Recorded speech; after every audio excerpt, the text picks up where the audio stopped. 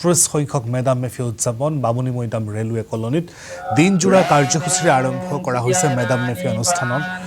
আৰু পতাকা উত্তোলন কৰা হৈছে মৈদাম তৰ্পণৰ লগতে পৰম্পৰাগত ধৰ্মীয় প্ৰাৰ্থনা কৰা হয় আজিৰ অনুষ্ঠানত আহোম স্বৰ্গদেউসকলৰ শাসন ব্যৱস্থা আৰু বৰ্তমান সময়ত ইয়াৰ প্ৰাসংগিকতা শীৰ্ষক আলোচনা চক্ৰৰ উপৰিও বিভিন্ন প্ৰতিযোগিতা অনুষ্ঠিত কৰা হয় আমি তাৰে দৃশ্যাংশ এবং দৰ্শকসকলক দেখুৱাইছো মেডাম মেফি দিনটোতে আজি আমি কলিন পুথা নাম দেৱতাসকলক পৰিপুৰুষসকলক আজি আমি স্মৰণ কৰিবলৈ ওলাইছো সেয়েহে